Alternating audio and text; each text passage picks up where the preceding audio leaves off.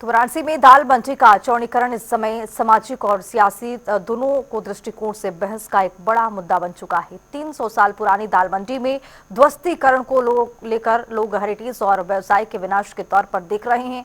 सालाना हजारों करोड़ का व्यवसाय जिस मंडी से हो रहा है, वहां हथौड़ा चलाना, ये 10-12 फुट की गली को 57 फुट तक चौड़ा करना, ये विकास है या विनाश है? इसे लेकर हमारे संवाददाता धर्मेंद्र चौबे ने बीएचयू के पूर्व प्रोफेसर और इतिहासकार राकेश उपाध्याय से खास बातचीत की है। क्या कुछ कहा क्या है, सुनिए। काशी विश्वविद्यालय के इतिहासकार प्रोफेसर राकेश उपाध्याय जी हैं। हम इनसे जानते हैं दाल मंडी को लेके स्थिति अब बिगड़ते जा रही है दिन प्रतिदिन। दाल मंडी तोड़ने के बजाय, चूंकि काशी विश्वनाथ का विग्रह मंदिर के आसपास तमाम विग्रह रहे तोड़े गए, हिंदुओं के घर टूटे, कोई ऐसा मामला नहीं है। लेकिन दाल मंडी को अब लेके इतनी बड़ी काशी में राजनीति क्यों? सर, इतनी बड़ी राजनीति क्यों? सपा हो चाहे कांग्रेस हो, तमाम पार्टियां अब उतर गई हैं मैदान। देखिए, एक तो भगवान काशी विश्वनाथ का घर वहाँ है और उसका सुंदरीकरण सारे विश्व ने देखा है। लाखों करोड़ों लोग हर वर्ष बड़ी संख्या में काशी में आ रहे हैं। तो निश्चित रूप से काशी का जो स्वरूप है, उसको अब नए समय और नए युग के अनुरूप दुरुस्त करना, सुंदर करना और सर्वांग सुंदर कर देना, ये समाज की भी जिम्मेदारी है और शासन की भी जिम्मेदारी है।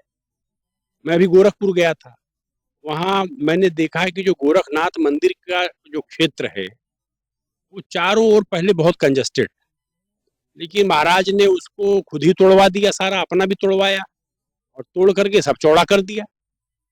जहाँ हम रहते हैं उसको अच्छे से रखना, ये तो हमारा कर्तव्य है।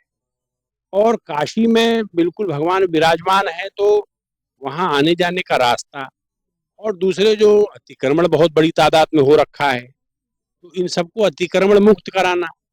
जिनका वस्तुतः कोई संपत्ति है, उसको लेने के लिए विधिक प्रक्रिया का पालन करके उनको उसका उचित मुआवजा, जैसे विश्वनाथ कॉरिडोर ही बना, 300-400 लोगों के मकान शासन ने लिए और उसका बाकायदा मुआवजा दिया, 4 गुना कीमत दे दी। तो सर, मुआवजा तो अभी भी दिया जा रहा है, लेकिन कांग्रेस के प्रदेश अध्यक्ष, समाजवादी पार्टी के मुखिया अखिलेश यादव, तमाम ऐसे राजनीतिक घटक दल हैं जो अब उतर गए हैं इसके विरोध में।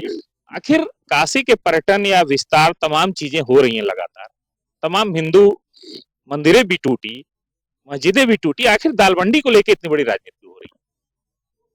अब राजनीतिक लोग जो बयान देते हैं उस पर तो मैं कोई टिप्पणी नहीं करूंगा, लेकिन मैं अपनी बात जरूर कहूंगा कि ये जो सारा क्षेत्र है, गीत संगीत का क्षेत्र रहा है दाल मंडी से जुड़ा हुआ, और काशी में प्राचीन काल से, चूंकि गीत संगीत नृत्य आदि जो जीवन के उदात्त भावनाओं को प्रकट करने वाले साधन हैं, इनके देवता तो भगवान नटराज काशी विश्वनाथ स्वयं है। और इसलिए प्राचीन काल से जब भव्य रूप में काशी विश्वनाथ विराज रहे थे, उनका जो मंडप था, नृत्य मंडप, वहां पर गीत संगीत नृत्य के रोज अद्भुत आयोजन होते थे।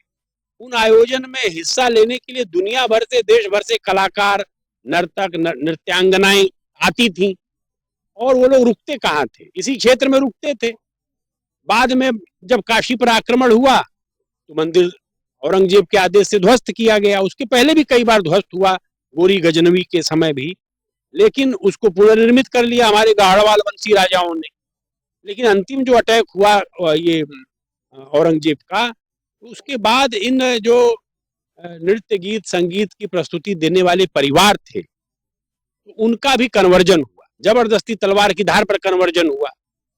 और उसी में से शहनाई वादक है, जो सारा तबला वादक, तमाम परिवार हैं काशी में, प्राचीन घराने हैं, ये सब तो सनातन वैदिक हिंदू परंपरा से जुड़े हुए हैं। तो वस्तुतः होना तो यही चाहिए था कि जब भगवान विश्वनाथ वहां प्रतिष्ठित है, और तो उनकी पूरी परंपरा भी प्रतिष्ठित हो। और ये सब गीत संगीत नृत्य करने वाली जो जातियां रही हैं, जो दुर्भाग्य से मुस्लिम हो गई थी, और इस्लाम तो गीत संगीत नृत्य स्वीकार नहीं करता, वो तो उसको कुफ्र बताता है। तो इन सब जातियों के सामने समय है, अद्भुत समय है कि वो भगवान विश्वनाथ की शरण में आ जाए, क्योंकि जिस मत पंथ में उनका सम्मान नहीं है, उनकी कला का ही सम्मान नहीं है, और उनको तो पूरा ऊपर से नीचे तक ढक दिया जाता है। भाव नहीं करते हैं। तमाम घटक दल जो है उनको संदेश सर क्या?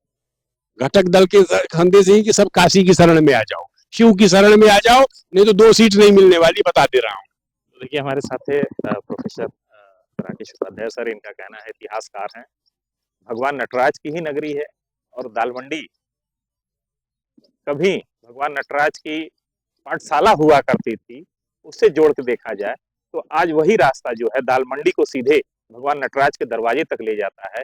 इसे पर्यटन हो, चाहे धार्मिक हो, चाहे रोजगार की दृष्टि से देखा जाए, हर प्रकार, हर दृष्टिकोण से ये लाजमी है। और विपक्षी दल जिस तरीके से इसका विरोध कर रहे हैं, वो अगर काशी के शरण में आते हैं तो शायद 2 सीट उनकी बच जाए, ऐसा प्रोफेसर राकेश उपाध्याय सर का कहना था। वाराणसी से वीडियो जर्नलिस्ट अतुल के साथ धर्मेंद्र चौबे, जनतक।